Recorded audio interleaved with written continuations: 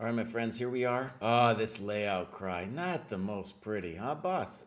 Not the most pretty. Okay, maybe it's not so bad. I'll tell you what, though. Let's make the names a little smaller.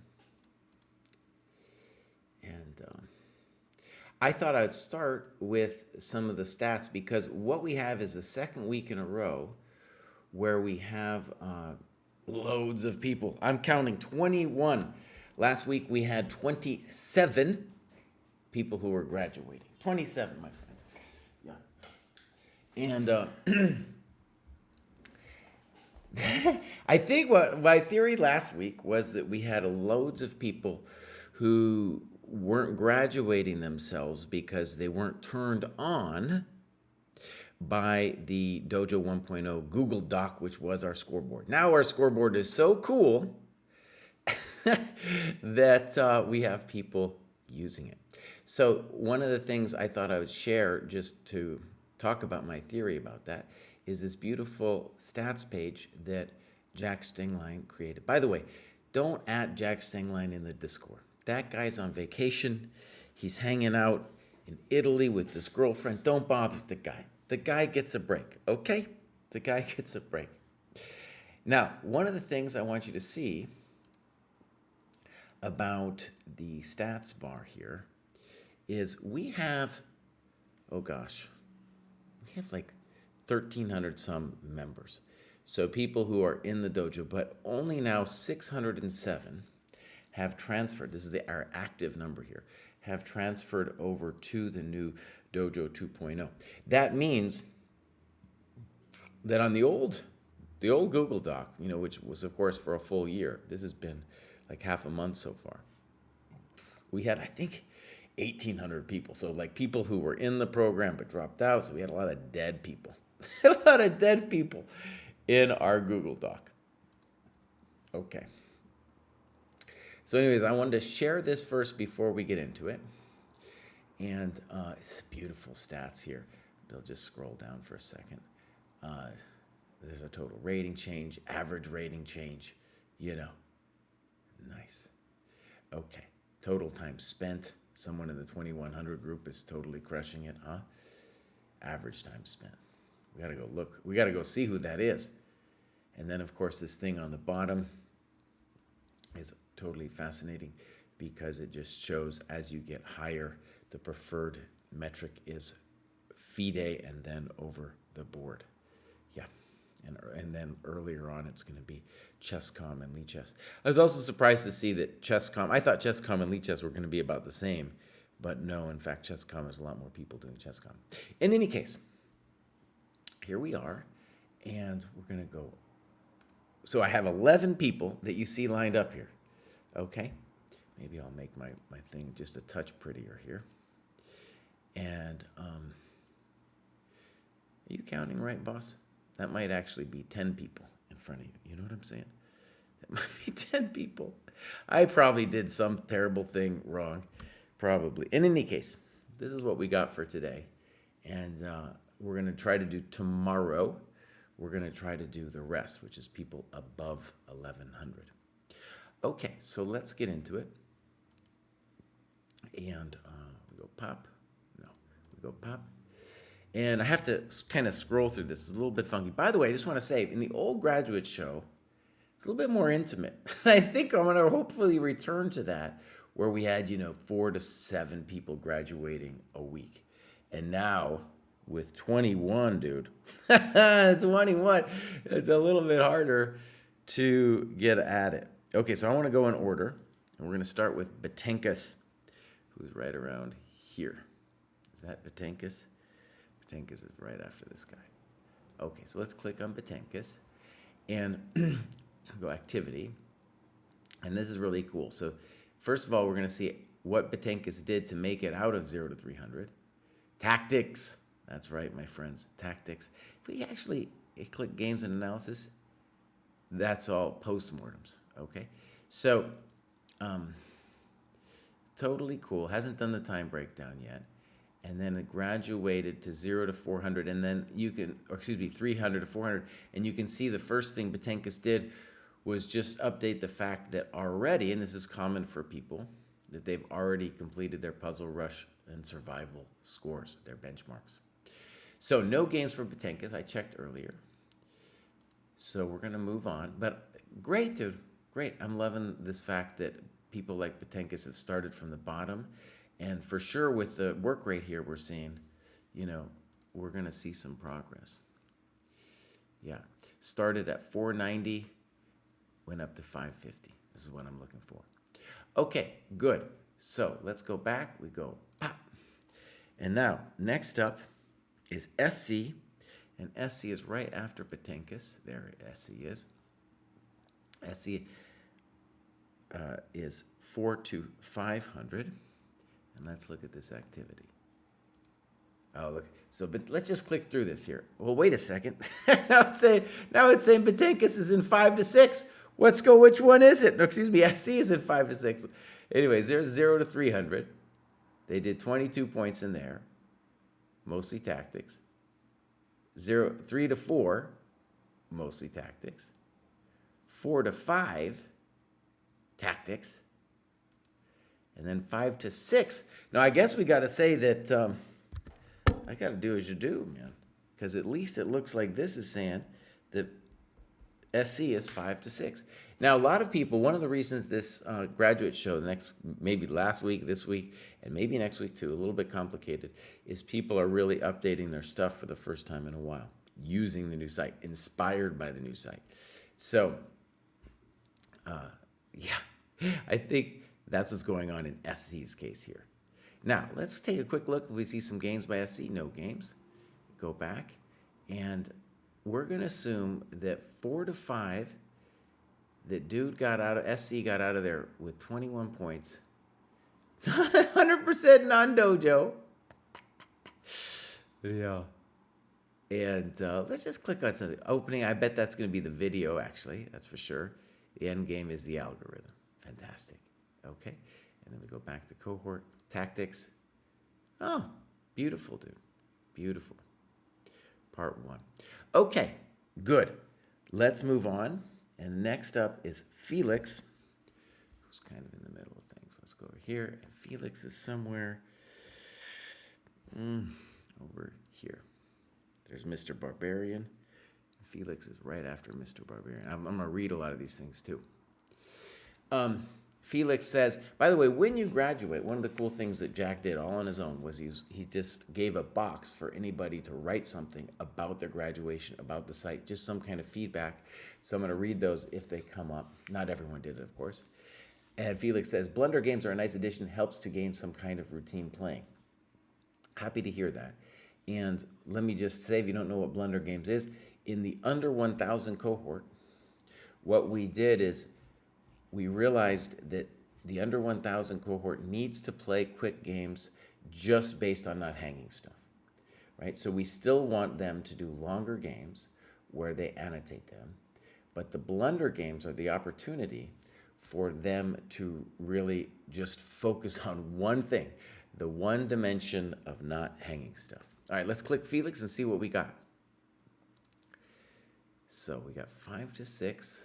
And also, so let's just click through this. It seems like Felix has got from the beginning, man. Look at that. 0 to 3. 3 to 4. Man, Felix is on it. 4 to 5. And so that would have been the last one that Felix did. That's a lot of dojo points right there, 50. As you go up, it takes more points really to get to the next level because it's more competitive. So 50 is a lot of work. And one of the dreams for me of the program is it's not just helping you get to the next level, but it's laying the foundation. When I say next level, next cohort, but it's laying the foundation for like a long-term growth by doing the things that are in the program. Let's click here, games and analysis. Okay, so we're hopefully going to see some annotated games when we look. And then the blunder games, beautiful. Cohort games, nice. Now, cohort games, let me explain that.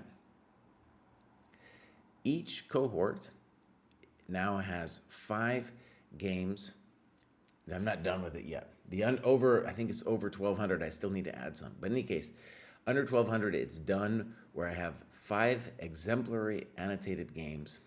Doesn't mean the games were that well played, but the annotations were well done. And the intention is for people to have a look, just have a look and see how those annotations looked, see how the people were engaging with the material.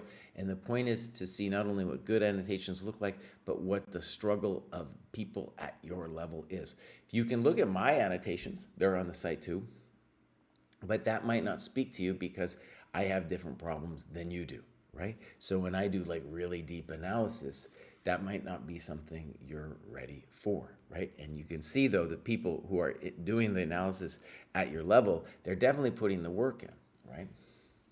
Okay, and you can see what kind of work that is. Let's see if we got Felix here, who's known as Flex. He's got some games for us. Oh, there we go. Oh yeah, Felix Blockfits. We've looked at some of Felix's games before. Let's check one out. Okay. So, Felix is black. Let's flip. What a beautiful sight, huh? What a beautiful sight. High pepper chess. C4. Don't know anything about it. Don't have a lot of experience. Fine. Fine. Knight f6. We could argue that this is mildly inaccurate, but we're not going to right now because it is a principled move. And I love this comment. Trying to play principled here and develop the light square bishop before protecting the pawn any further. Beautiful. Beautiful. Okay. Now, one thing that we're going to see in this game that we just want to be aware of is that when you develop the bishop early, a lot of times this square and this light squares over here can become tender, right? Doesn't mean it's a bad intention what you did, just something we need to be aware of. So for example, e3, e6, and now white plays, nice move, queen b3. And it looks like this develops with attack by hitting your b pawn. And probably, you're right, you probably have to do this move, which makes me nervous because now the light squares are loose. Okay, knight f3. And you give some good notes about c6 here. Oh, these are good notes. And my sense just of this as the most principled move, look at these notes, dude. The most principled move to my sensibility here would be just bishop e7, right? Develop, get the king out of dodge. Okay, so knight d7, the problem there is you're blundering a pawn. Pop, pop, pop, white takes it. Now, let's just say something. You know, we're not at the highest levels here, but white is white's taking advantage. White's taking advantage. Okay, let's read what you write here. You didn't want to bring the queen in. And now, for the first time, white gets a little too frisky and plays this. Cannot be correct because why? Because dude needs to develop his stuff, right? What would be correct? Probably knight takes f6, followed by bishop b5, or just bishop b5 directly. Develop, right? Yeah. So when you steal a pawn like this, as white, you generally should be trying to consolidate. Black has a little tiny smudge of compensation because of the development lead that he or she has, Felix has. So knight g5, poor. And I kind of wish that Felix, after all those great notes, had put a question mark next to it. Can't be wrong. And that's just a plain blunder, right? So, yeah, blunder, bizarre, f4. You might as well take the knight, Bows. You might as well take the knight. Good move. Yeah. So these are great notes, dude. So castles, and I guess what he means is that e4 is then a threat. Now, it would be good to have a note about e4 in this position. My assumption is it doesn't work because of either queen e7 or maybe even h6. It's hectic though and needs to be examined a little bit. Maybe even e4, knight f4. That's going to get hectic though because of knight f7, right? It's a little hot. So we needed a variation there.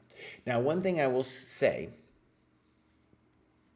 is that when you look at these annotations, even the very good ones, it'll be light on variations like that, what I'll call critical variations. And that's how you learn tactics, is by going over your games and thinking about the mess. The mess that is going to happen after e4, right? That's how you can get good.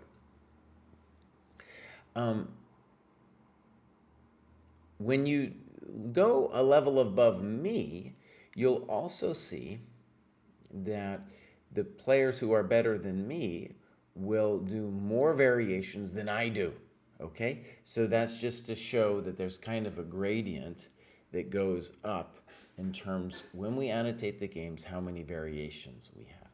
Words are always good. Words are great, don't get me wrong. But the variations are going to be like, what's our key line after e4, for example? Okay, now you're just winning smooth. Bishop g6. I'm a little funky about bishop g6. I would prefer knight f6, just to bring that dude in. Queen d1, I don't understand. Queen e7, good. Bishop d3, and it's already a hard life, especially not only are you down a piece, but then this bishop is poor. White has one trick and some kind of mating hope. Now that is ambitious. Here I saws, I like that grammar. Here I saws I could win a pawn and a piece and maybe trade queens. Good, okay. Looks like you're right. It's a good move. You're killing him. You're killing him, Felix. Yeah, dude. You're killing him. Beautiful. No comprende. Now, let me just say, never take the pin piece, but you're winning so much it doesn't really matter, and he resigns. In the beginning of this game, I was pretty far out of my comfort zone, but it's always like this when I play against the Queen's Gambit. This is probably because of my inexperience against it. Really great notes, Felix. So one of the things I want to share with you is one of the things I want, that Felix is doing right here, that I want you to see, is that he's giving himself a chance to just play principled moves and learning how to do it, right? That's how you can get good, right? So for example, let's say you know nothing in this position. What are the principled moves here? E6, knight f6, c6, right? And if you want to get weird, you can play g6 or knight c6 or even e5. Okay, but the principled moves right away, the easy ones to say are pop, pop, pop, right? Fine, he's doing great. And what's going to happen is your opponent at this level is going to do something weird and unprincipled, like knight g5. Where did that thing come in? That miserable, that miserable move. Oh, I've tried to find it. Knight g5, there it was. Now, another thing I want to draw our attention to here is the times. Notice that Felix is, for the most part, playing much slower than his opponent. Knight g5, for example, dude has only used 2 minutes. 2 minutes burning stage to get to this point. And knight g5 is a very committal move. Very committal move, okay?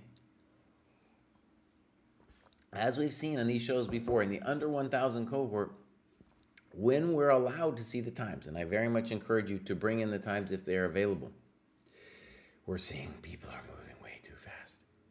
Let me say something else.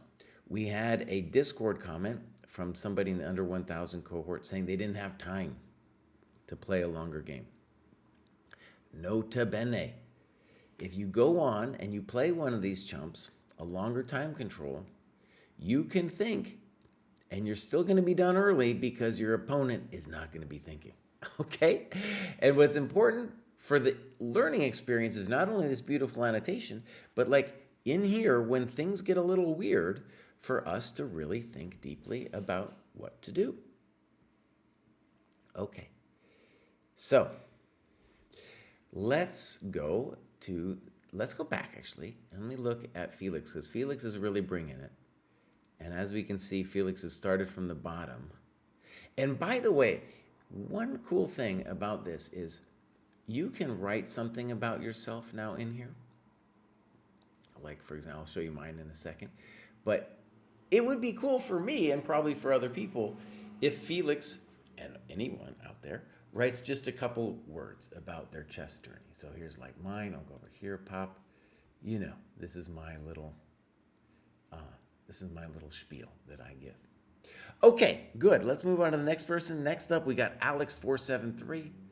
And Alex is in the 7 to 8. And Alex, I got this long list here. Is number 4 here. Pop. There Alex is. And let's look activity. Look at that. Alex is just in the 700, 800 though. So let's look at what Alex did, the 600, 700. I think this is an example of somebody who, like when it says join the dojo 5623, I mean, maybe they did. Maybe they did, dude, and just haven't done all that much yet. You can see graduated from 600, 700. Maybe, in fact, on the old scoreboard, they were 600, 700, and then just didn't really bring in all of their info, right, when they did it, which is fine. You don't have to do it. It's just kind of cool to see what you've done in the past. For me, too. All right, let's see if Alex has got a game. No games. All right, cool. Let's move on to Ricky. Wait, Kraai, you need to make a small jadoob here, buddy, so that we can see the full name of Ricky. Ricky Bobby. Ricky Bobby. What a great movie, man. Okay, Ricky Bobby. Let's get back here and find where you are. Ricky is so many people. So many people. Brown. He's right in the middle somewhere. Let's go look. Recent. He's somewhere in. No, that's not it. Did I? Oh no. Where's Hall? Did I write in Hall? Yeah, there he is. Okay. Ricky Bobby, where'd you go, buddy? He's going to be right here. Okay. Let's take a look. This is so nice. I can just click and see everything. And let's look at what Ricky Bobby did to make it to the next cohort. Oh, okay. This is really nice. So 65 is a lot. Okay, that's a lot of work. And then this is a beautiful time breakdown of what Ricky did. Yeah. Beautiful business. All right. And games and analysis. So we expect to see a game in there. Let's click on games and analysis. And we got some annotated games, the blunder games. We talked about that earlier. Postmortems, review with someone stronger. Nice. Okay, I like it a lot. If I click on this one, yeah, dude. So not that much time spent on the annotated games. And that suggests to me like maybe we're not going to find it, or maybe it'll be not that long of an annotation. We'll see. We'll see. Okay, this is beautiful, man. This is a really good example of somebody working in the dojo here. So let's click on games. And there's Ricky. Let's take a look. Ricky was black.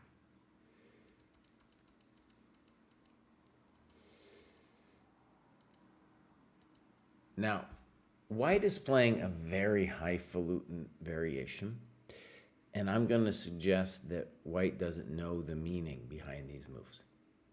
Okay? Let's, that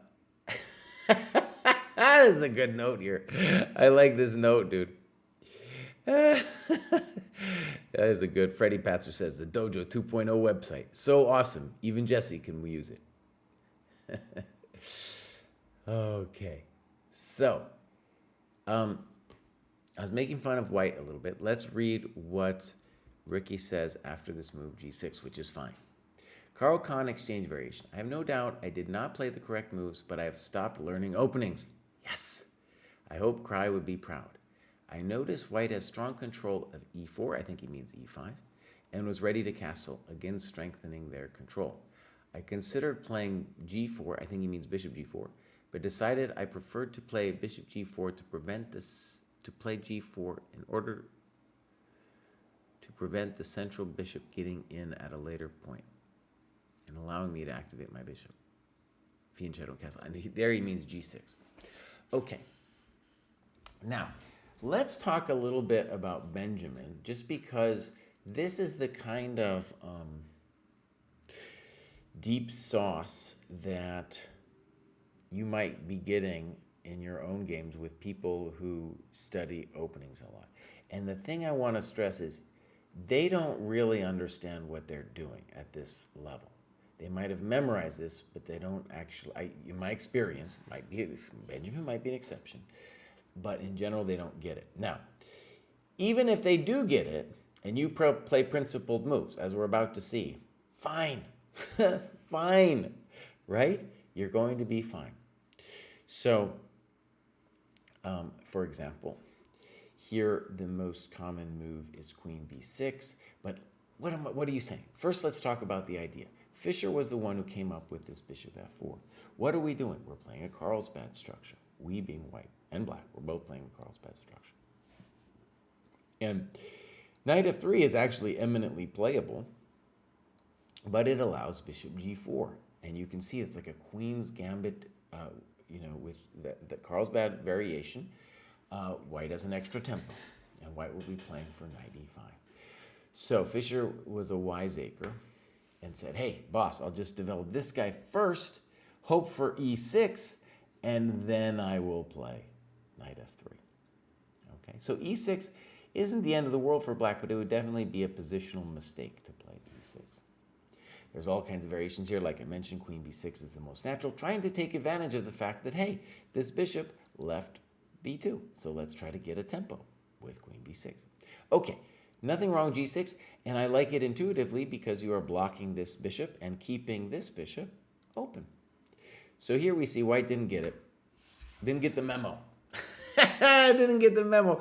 Because now, if black wants to, they can play bishop g4, which was the entire point on playing bishop f4, was to wait on knight f3. Okay. Queen b6, good. Attacking pawn on b2, while this is not a terrible move, white can easily block this. It also isn't aligned to my g6 plan. I think that queen b6 is great. And the problem with queen c2, okay, is later we can park a rook here and make drama with those kinds of threats against the queen. Okay? Now, if there's an issue, it's that I think bishop g4 solves a lot of your problems. What is white's idea in this position? At some point to play knight e5. Is it the end of the world if dude gets knight e5? No, it's not. But it is mildly nice. And now, after queen b6, queen c2, on bishop g4, he'll just ghost you with knight e5. Okay. That one I don't like. Not a good move. Puts my knight on the side of the board and allows the bishop to develop, and I lose a tempo. First of all, Ricky, these are great notes, dude. These are great notes. Now, one thing that's interesting about bishop e5 is if I'm white in this position, my first instinct is definitely going to be bishop e3 because I would like to just leave your knight here. Just say, oh, that thing is miserable. That thing's not doing nothing. After bishop e5, it gets a little more frisky in that you can now get rid of this thing whenever you want, right? And we can wait on it. We're in no rush. So good move, bad move. Okay. I had calculated the potential for bishop g6, hg, queen g6, and was a bit shocked to find I wasn't in trouble after this as all pieces were defended. However, I should have played f5 instead of g6 because after queen g6, I can no longer castle. I disagree, boss. I think you're doing great. Oh, that one I don't like, though. Hold on. I think you're doing great, and all you need to do is park your king here, and you're winning the game. Game over. Okay, so how can I be so confident? because the force count around your king is magnificent, right? And you have moves like pop, pop, and even, I don't know, we still got to worry about that. This knight is not involved in the attack against your king. This bishop is not involved in the attack against your king. So this was a full chump play, bishop g6, right? Incorrect.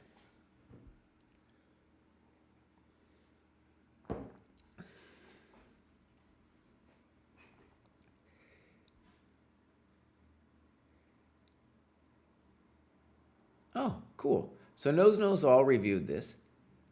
Yeah, and Caps Chess maybe helped Ricky Bobby out a little bit.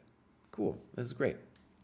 So King D8 is definitely weird, right? Maybe you're still winning on this, but the king was much more safe on F8, and now it's making me nervous because the bishop on G7's undefended.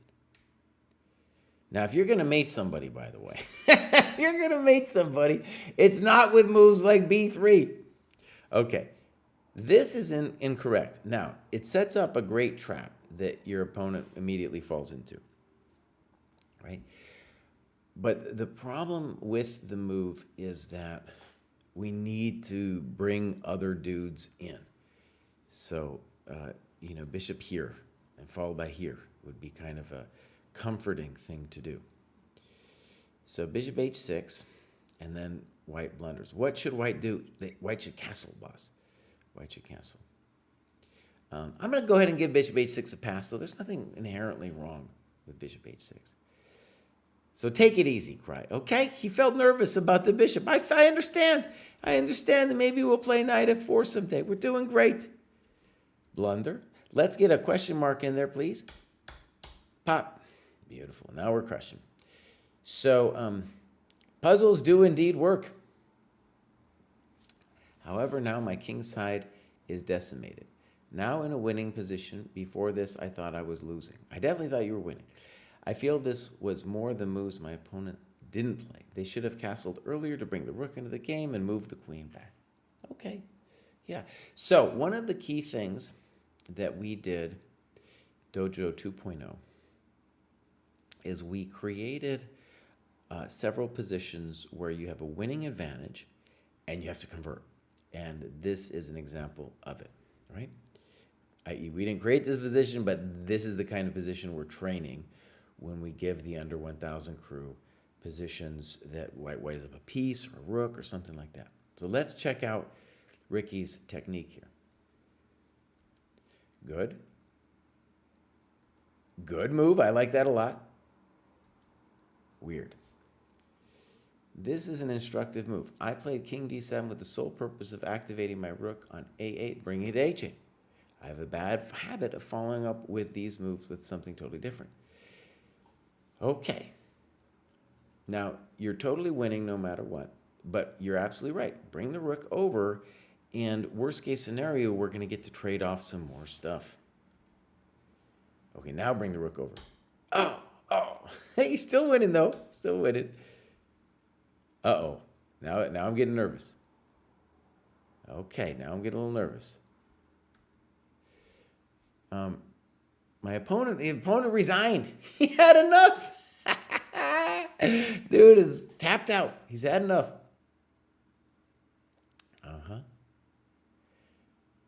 Okay, well, Ricky, that was a great game, dude.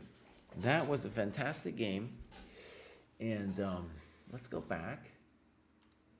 And we're going to look at activity here. Ricky is now in the 700 to 800 cohort. With those notes, wow, dude, he's going to progress. He's going to progress.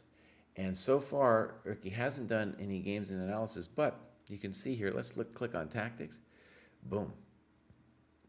We got mates in one, everyone's first chess workbook, great.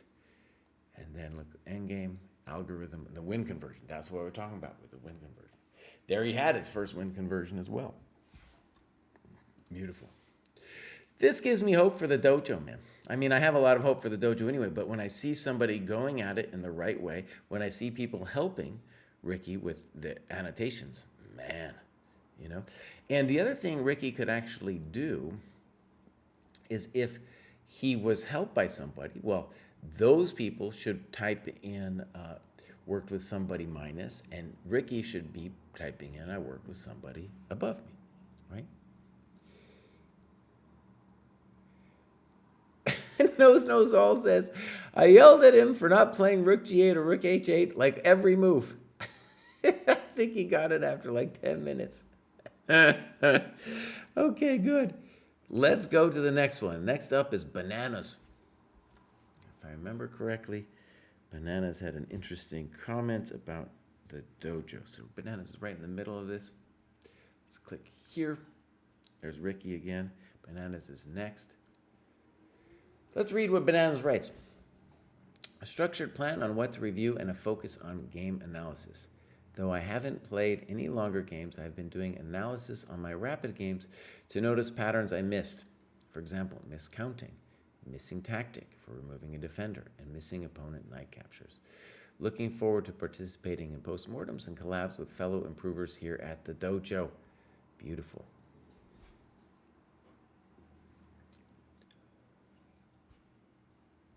Okay, so let's click Bananas and see what we got. Activity. Oh, Bananas has already come up in the world a little bit. And it's very confusing to me, Bananas, because this is saying on the list it said 7 to 8, but in fact it looks like it's actually 9 to 10. It's confusing. So it looks like this is the most recent thing. See, let me just go down here. Graduated 6 to 7. And, oh, this is so confusing. This one says 6 to 7. Most people are just getting there. They're just getting there. I don't know what wait. It doesn't make sense. Like there's no 800 to 900. I'm gonna keep it at 7 to 8, Bananas, just because that's what was in that little business there. So in reaching 7 to 8. 34 points, mostly tactics, a little bit of games and analysis. Like dude said, he's concentrating on the rapid games and the tactics. Let's click on the tactics. Boom. Everyone's first chess workbook, Puzzle Rush, Puzzle Survival. Great. There's the time breakdown. Tactics. Everyone's first chess notebook. Boom. There it is. Okay, we're not anticipating games for Bananas, but let's check. No, that isn't surprising because Bananas himself said, not yet, hasn't done any longer games yet. Okay, beautiful. Next up, we got Richard ZT. And Richard ZT, he's at the very end of this whole business. Let's go look. Pop! There's Richard ZT. And then we're going to go activity. And Richard ZT is also filling out a bunch. So, there, Richard's already done quite a bit for 7 to 8, and 6 to 7 did 80 points. Pretty good food pyramid here. Food pie chart. Yeah. Beautiful. All right, let's click on endgame, middle game strategy. Middle game algorithm. Very good. Tactics. Oh, that's pretty good, dude. That's pretty good. No Polgar mates in 2. Some mates in 1. Puzzle Rush, a little bit. First chess workbook. Dude, first chess notebook. That's going well. One thing, takes a lot to organize the plans here, and I have made a commitment to read or reread all of the books in the program. I have not, however, read this Everyone's First Chess Note workbook. It had gotten rave reviews, and we asked a lot of people, got a lot of feedback before we recommended that thing. It seems like people are enjoying it a lot.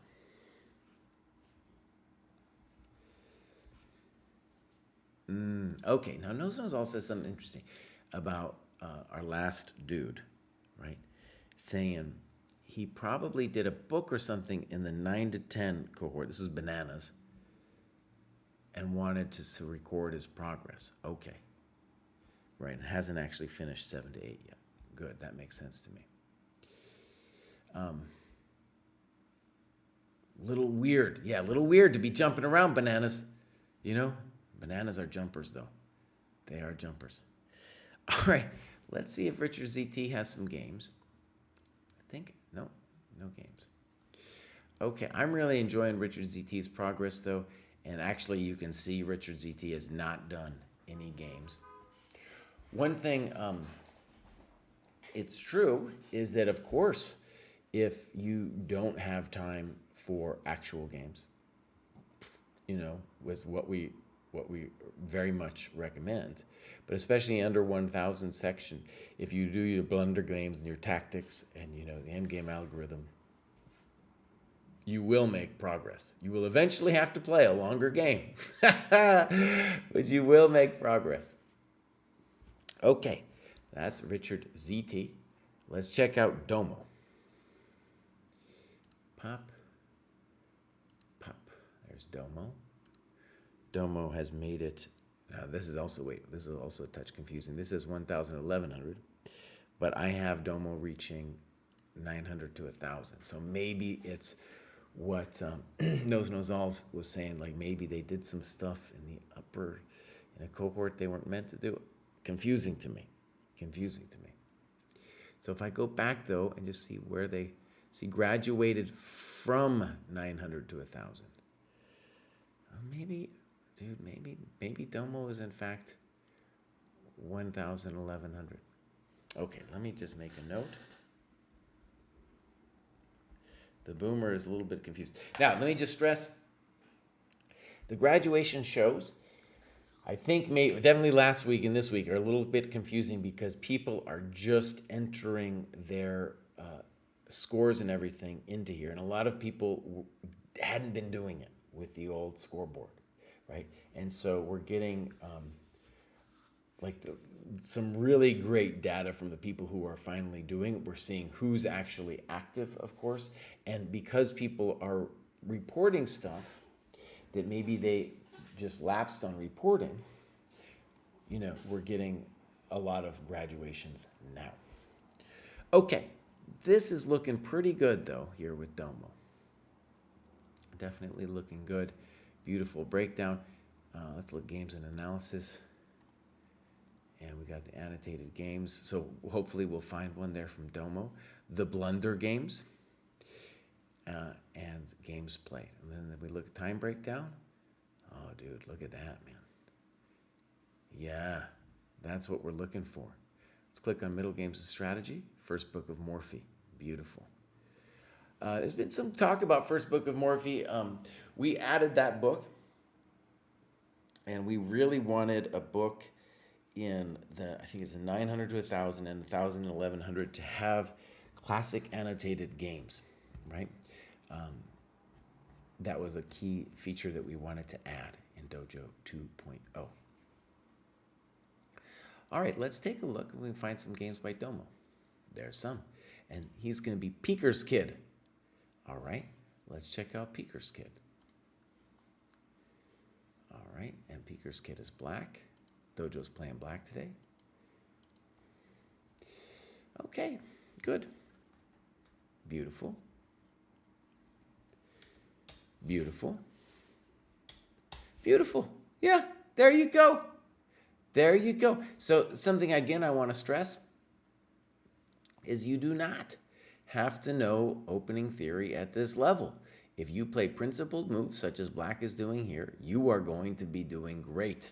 Okay. Would knight c6 also be fine? Of course, but there's nothing wrong with bishop b6. Okay. So let's talk. White is using a very simple setup. King's Indian attack. Fine. As long as we make principled moves, we're going to be okay. Knight c6, and now c4 is a little frisky to my taste. Now, c4, d takes c4. And Domo writes, nobody's much better, but I'm opening center because I don't know this structure that well. Okay, now, one of the things to say about a position like this is that to just start thinking strategically. So when we look at the white position, what are white's problems? This dude's in everyone's way. He's in the bishop's way. This knight kind of might want to go over here. The knight might want to go to the other square too. They're replicating knights, reduplicating knights. It's a fancy word to just say they're in each other's face. Okay? So taking on c4 is incorrect because it solves white's biggest problem, the knight on d2. And you correctly write d4. This seems much better. And it says at AA, maybe that's somebody dude is working with. I don't know. So here we go. Pop seems like a logical move to eventually kick knight out with b4 next move. It's a little weird. Well, it's weird. It's weird. If you really wanted to play b5, then you could do it now. I don't think you can, though, because whether you do it this move or next move, dude is going to take. And it'll go like pop, pop, pop, pop, pop, and then you lost the bad boy over here. So one of the things I want to stress is that when you don't know what to do, it's good to default to development, right? So what would the default moves be? One of the bishop's moves out. A rook move here. All of these are good developing moves to bring our people into play. A6, weird. Now, one of the things I want to stress is, first of all, you're moving very quickly. Your opponent is moving like a freakazoid. Look at that.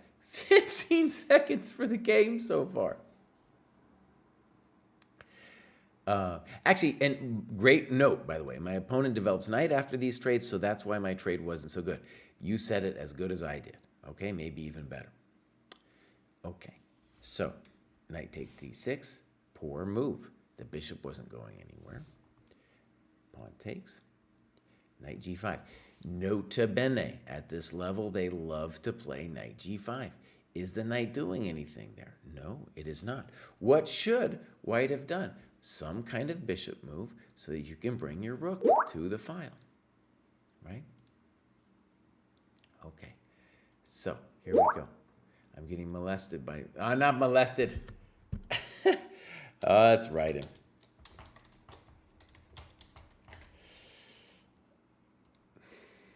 Problem with Skype, dude, is just always on. It never goes away. I don't know. Boomer doesn't know how to turn it off. Okay, so let's read what he writes. This isn't any sort of threat. I think I could have ignored it. Absolutely. Absolutely. And I think a good way to think about it is there's kind of a race toward the C file, and a problem with knight g5 is now at some point maybe you're going to play knight d4. Okay? All right, let's see what you did. Not terrible. Well, no one understands. No one understands. Okay. Rook e8, good. Queen b3. Okay, now with queen b3, the first thing you should say to yourself is, oh, maybe someday I'm going to get to play knight d4 with tempo. So, I don't like it. Why don't I like it? Because it's not a developing move. What would have been correctamundo? I like d5, and that comes with a threat of e4, pop him and rop him, make the knight move, and then land the bad boy on d4. Right? d5 is also just a nice centralizing move. Okay. Notice that white is playing insanely fast. It's important at this level to not get freaked out by your opponents playing super fast. And what I mean by freaked out is oftentimes when they're just throwing it out there so fast. You see this especially at scholastic tournaments, that you can get hyped up yourself and start mimicking the way they're playing. Very important to dial it back. Doesn't mean we want you in time pressure. It just means, think about it. And for example, on e3, you should pause for a second and say, all right, so dude, stop knight d4, but really destroyed their bishop moving. Okay, I'm not a fan of b5. What would I like? I want you to play bishop b6 with tempo, Bones. Develop your stuff with tempo. e4, weird. So notice that at this level, it's very hard for them to play just developing building moves, right? Bishop b7. Let's talk about why bishop b7 is weird. Because it's not clear you're cracking this point. What would have been correct? Touch the queen and see where she goes. I don't know where she's going to go. You know, well, just give her a tap. You know, it's not a bad move for you to go there. A3, weird. Notice they're not developing. This is poor because you're encouraging bishop E3 with tempo. So let me say, I've said this in my videos about how to make it to various categories over 1,000, but we can talk about it here as well, is that so far both players haven't given up any material yet, but both players have given up loads of time. They're just giving it this way and that. Now, this, I don't believe in that move, but at least it feels active. All right, let's see what white does. Snip. Okay. Now, I guess white's a little bit better. A4. Maybe okay. Notice that with A4, white can claim to be developing the rook. Okay, let me go on a rant. A lot of people ask me, Kraai, buddy, hey, I don't got enough time for these long games, boss. Why do I got to do it? So I want you to see how fast white is moving. If white were the one who was annotating this game, how ridiculous would it be to start annotating a game in which you have used less than a minute 5 for the whole game? Okay, a minute 5. There's other reasons, but I just want to leave it there. Okay.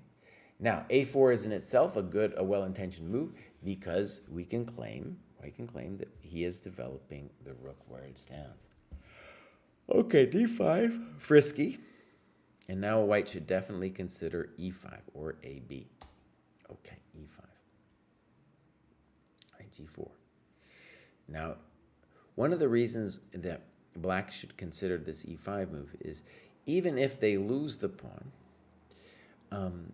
then what we can say is that the pawn on D4 is a chump, and by ignoring the friction or relieving the friction between these points, we're killing this bishop too. Okay. Now, A5 is interesting. What did black do? No, A5 is a weird move. That's possible. It's possible. A5 is possible. H3, I don't like it. He blunders his pawn now. Okay. Yes, thank you very much. So, there hasn't been a lot of tactics so far, but there you see it. The way these games will be decided is somebody's going to start hanging stuff, as we see here. That surprises me. Retreating seems correct. Now, where it doesn't seem correct is I think you're hanging this pawn. So you could have played knight G6. Good. So now, let's see what you say about bishop B5. I'm standing slightly better after this. There's threat of rook to E2 or a pawn capture that also exposes his B pawn. Correct. Now, that is why white should consider bishop D5 here, here in this position, right? Okay. So now we have a technical endgame, but your pieces are funky. White might actually be better in this position. White needs a good move. I like rook C1. Let's see what they did. Nice move. Knight F6. Notice the knight does defend the pawn, but the knight has no future on F6. It's not going to go anywhere from there. Good move. Good move. Okay, so he's going pawn grubbing. It makes more sense to me for him to play king F1 to activate the king, prevent your rook from coming downtown. Good move. Good move. And now we have real questions about us pushing the d pawn, about us playing rook E2. Okay.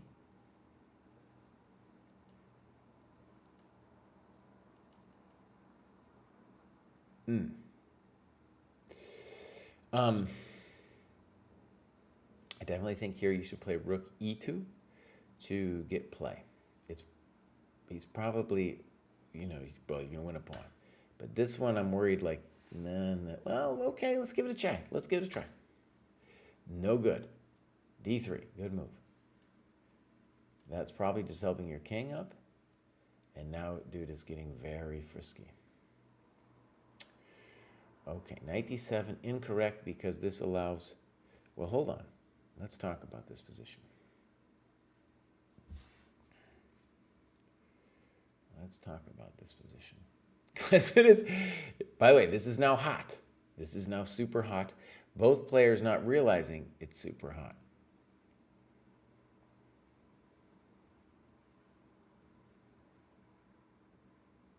Okay.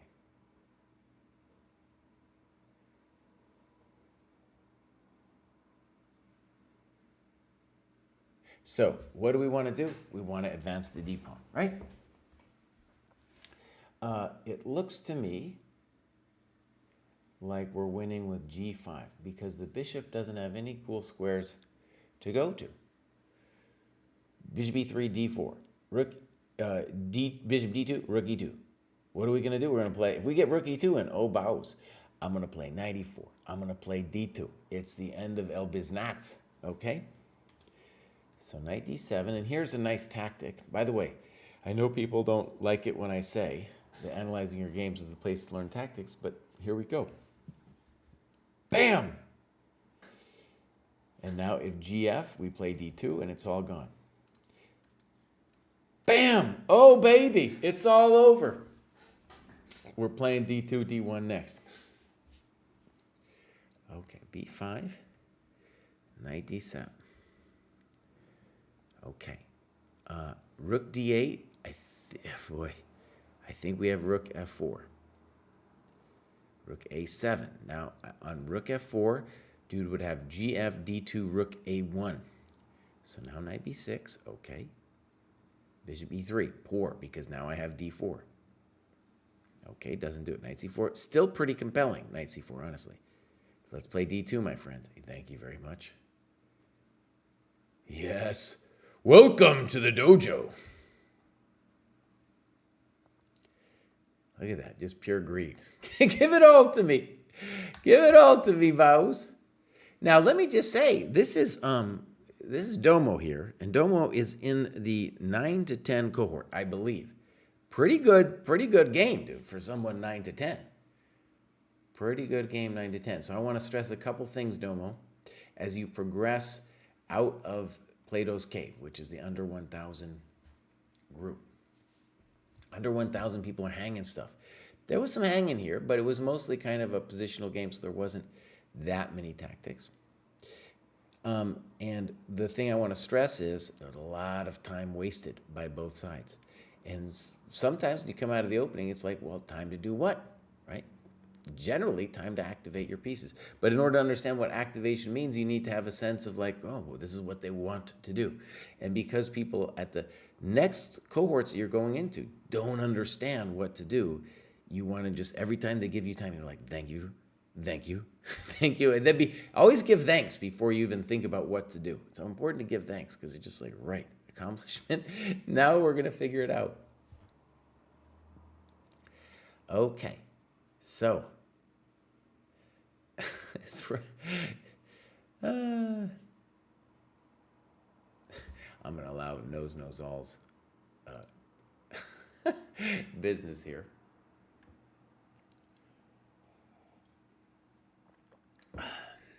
Okay, great notes, dude. Great notes, Domo. I'm looking for, let's go back, in fact, look a little bit at Domo and their progress. So I think Domo is in fact 9 to 10. It's very confusing to me. I don't know, dude. I don't know. It said, I don't know. I don't know. In any case, Domo is doing great work, as you can see. And when we look at this here, the endgame breakdown, let's look at this. Silman, very good. Very good. Okay. Nice, my friends, nice. Let's look at one more person. Two more persons, excuse me. First up is Dak. I know, roughly where to find Dak. Right around here. Boom. That's Patenkas. Dak is one before. Hamdog. And I got Dak as being in 10 to 11. Let's take a look. Right. So this one looks like a more typical chart that you would see, i.e. they just got into this cohort and have done some things, right? So what we're going to want to do is go back to their last cohort and see what they did to get here. 36 points, 40 points. Great. Okay. And how did they do it? A little bit of everything. A lot of endgame. Let's click the endgame. Okay. Algorithm win conversion. Great. Let's click the tactics. Pop. Some mates and two. Oh, very nice distribution. Very nice. We look at the time spent. Games and analysis. So we're going to expect to find a game by Dak with some games and analysis there. Some opening. Let's see what happens if I click opening. Opening principles video. Very good. That's the only thing I want to see. That's the only thing I want to see at this level. Okay. So here we go. Let's see if we can find some games by Dak. Here we go. Hamdog. My children get very upset with me when I say dog, but I can't help myself. Dog. Okay, here we go. Everybody's been black today. Let's take a look. Okay, as you can see, we have the times. I haven't looked at this game yet.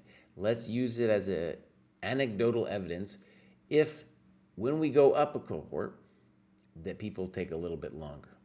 Will it be true? We're going to find out. Okay. I know that I've only faced this a few times before. So, not a terrible move. I don't know if White understands the full ideas of this move, but let's just say from here, Black has several interesting moves that all have to be more or less okay. Knight f6, d6, d5, bishop e7. All of these moves make sense, right? Okay. Now, let's talk briefly about c3. When I was a kid, I thought the point was to play d4. And indeed, if White can get d4 painlessly, well, that's not a bad idea. The bigger picture, though, is if you don't play d4, then the c3 move has some value simply because it has restricted the black knight. Okay. d3.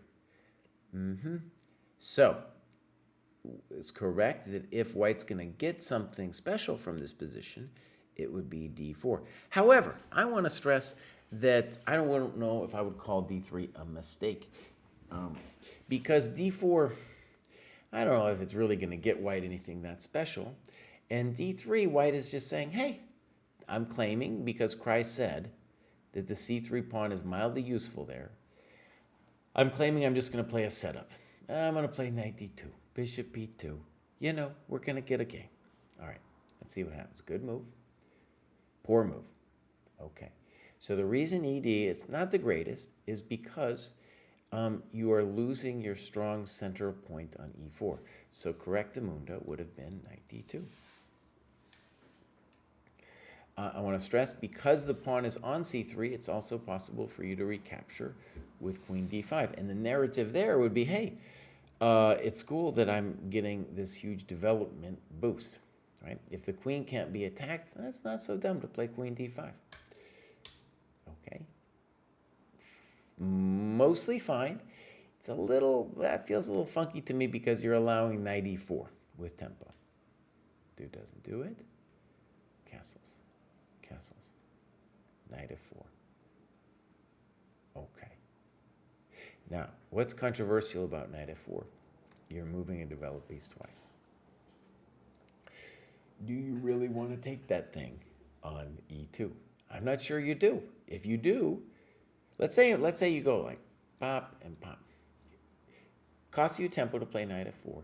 And when you play knight e2, White gets a free developing move with queen e2. Right? So what would have been correctamundo? Probably something like rook e8. Right? Okay. Frisky. I think the simplissimous move would be to play knight e4. But okay, b4, and now bishop b6. By the way, white isn't thinking at all. White has more time now than they started with. All right. Now black is saying, hey, I'm bummed because it looks like I'm hanging the pawn on e5. Okay. I'm not entirely convinced black should go for that pawn, because white is not developed to go after the pawn, right? So you're going to lose time by taking the thing. Now, maybe you can get away with taking it, but you're giving black a lot of activity when you do so. Simpler to me, from white's perspective, would be to say, hey, let's play knight c4. We'll attack the pawn, and I'm putting pressure here, and I might do this to you. That's guaranteed a nice position for white. Okay, b5, knight e7, frisky, knight g6. I'm not thrilled with knight g6. I was thinking if we played knight d5 that white has some issues, okay? This is one of them, and this is another one of them. And this bishop isn't the dumbest thing anybody's ever seen. We got some stuff, okay? We got some stuff. Next move, we'll play rook e8. So when you play knight g6, you are allowing white to unburden themselves of El Funky knight on e5 that you could have gained a tempo with like a rook e8 kind of business. Frisky. Now, that's pretty frisky. Now, we played it pretty quick. Notice that I'm taking more time analyzing the game than the players themselves spent on it. Tomorrow, by the way, we're going to do the graduations from 1100 plus, and there I'm fairly certain we'll see more time usage. Two things I want to express about this time usage thing, and I think it'll really help people in the under 1,000 cohort. Part of it is, truly, and this is a psychologically interesting phenomenon, if your system 2 isn't developed, and you could be good at system 2 and other things in your life, but not be able to do it in chess. If it isn't developed with chess, you will do exactly what we're seeing here, which is the people, they're just too exhausted to really think deeply about what's going on. It's like a muscle that hasn't been developed yet for especially the white player. So what does that mean? White sees a quick tactic or something and makes the move. Not really thinking. Not really thinking. That's what they've done the whole game long. They're just take it. And so essentially, the moves that white is playing is the quality of a bullet game. That's all that white's doing. White's playing a bullet game. If they want to play bullet, of course, they know where to play it. There's no need to be doing it here, Bows. There's no need. Okay. What's system 2? So, system 1 and system 2 is an idea that was popularized by the psychologist Daniel Kahneman. I did a video about it, the two kinds of thinking in chess. And system 2 is basically anytime, not just in the chess world, anytime you are forced to block out everything else that's going around you. So, for example, if you forced yourself to do a math problem, let's just do something random, 23 times 459. You could probably do it, but you would have to shut everything out. It doesn't matter how good your math are. Well, maybe if you're really good at math. Obviously, if you're good at math, you're going to be able to do it quicker. But you're going to have to shut everything out around you for a moment, right? And that's one of the hallmarks of system 2. If you were exhausted with that problem, you either will get it wrong or you will just be like, screw it, let's guess, right? Essentially, white's doing a lot of guessing right now. In chess, you don't always use system 2, though. A lot of times you make intuitive moves. Like, let's say you're playing just principled moves. It's not like we're calculating extra deep. We're just like, well, this is principled play. Let's go, boom. And we don't want to think forever on those moves. No, right? When a crisis comes, though, it's time to start thinking. And we've already seen multiple crises in this game. Okay, knight f3. Reasonable try. Bishop g4.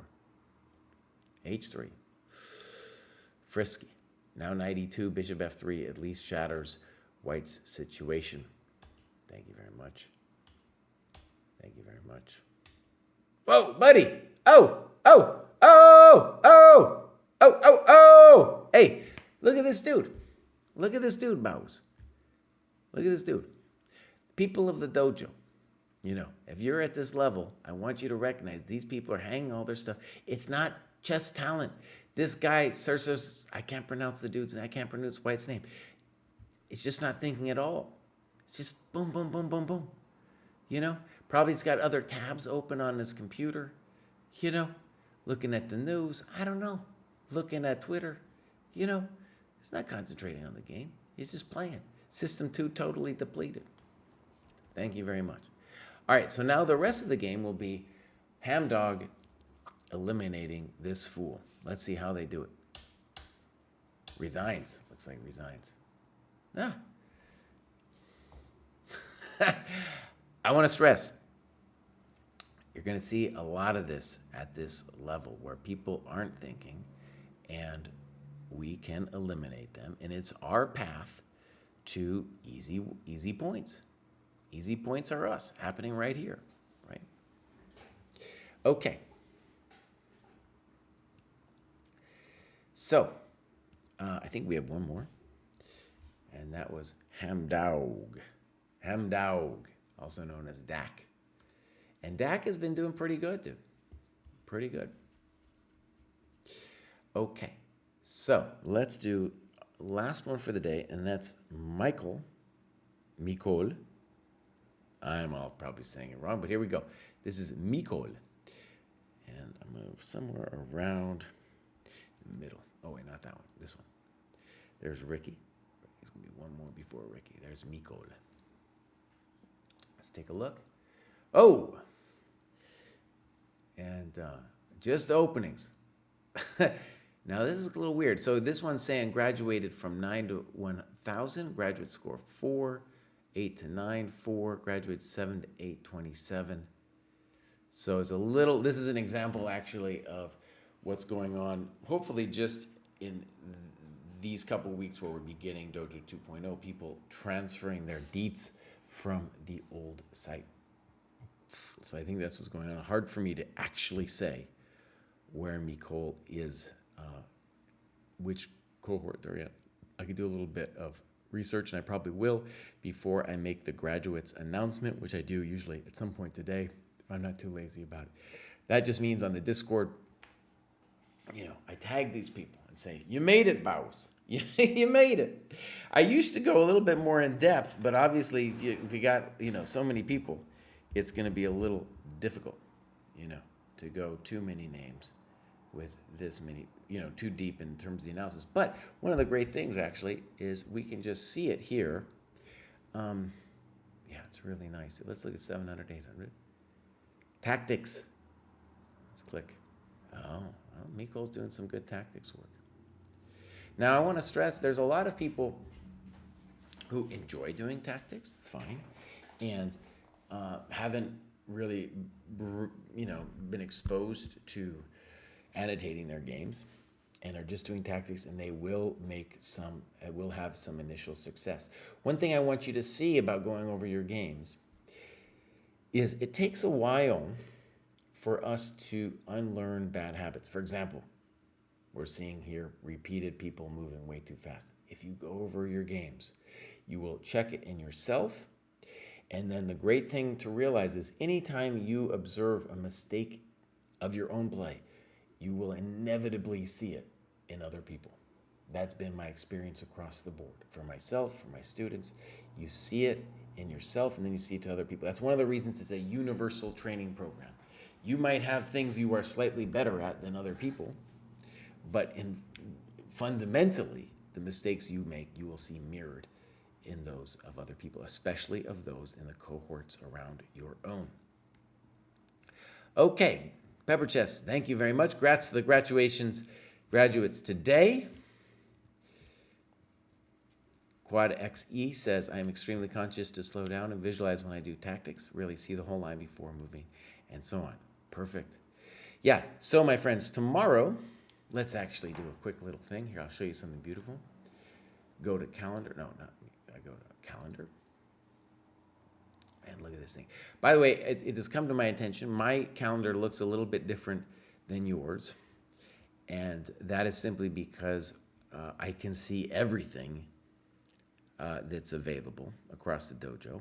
And you guys will just see what's available to you. So if somebody has said, I want to do rook endgame progression with a 1600 and you're not a 1600, then it's not going to show you that on this business. Okay, so this is the month. Let's look at the week. Oh, this is the week, Bows. This is the week, buddy. What's wrong with you, man? Where's my graduate show? There it is. So I want to do, this is very hard for a boomer GM to do, but I'm going to try to click on this thing and move it. Nope. Oh, did it work? Yes. And then I have to make an edit. And we're going to call this Graduate Show Part 2. And we'll say this is also tomorrow at 1:30 and roughly to 3 as today. There we go. Dojo-wide event. That is my other little mild privilege here, is that I can do stuff in green. And that is just to show stuff that is primarily on Twitch. But let's say we were doing a class or something like that. That was, something that wasn't just people getting together and doing a book, for example. Yesterday, I did the Chess Kid Stars versus Streamers. That was hilarious with FM James Conti. So you can see that's another example of green on this calendar. Okay, my friends, I will be back tomorrow at 1:30. If someone out there, no, they're not allowed to stream right now. We got to talk. Oh, we got to talk dojo, man. I got to get together with the senseis, and there's so many things to talk about, Bows. We had so much of a push to get to 2.0 that there were other things that were neglected in the dojo 2.0 that we got to get to. I'm going to raid I Am Rose, and he won. He crushed the kids yesterday. So I got to hang out with him a little bit yesterday and do an interview. Apparently a nice guy, but really a stone cold killer. A little bit like Kostya in that way. Just, I'm so nice and gentle. I don't want to hurt anybody. Then you see, though, buddy, when he takes apart 7-year-old girls, huh? On the stream. Not so nice, buddy. Not so nice. All right, I'm going to raid. Bam! If you haven't checked out the dojo, 2.0 is looking good. It's looking great, dude. We had Jack come in, really build us a beautiful, incredible site. So happy. It makes the experience so much more enjoyable for me as somebody putting in the notes, the times, and also as somebody who is doing stuff like today with the graduate show, just to move it, just organize, pop, pop, pop, move around from things. All right, bye, everybody.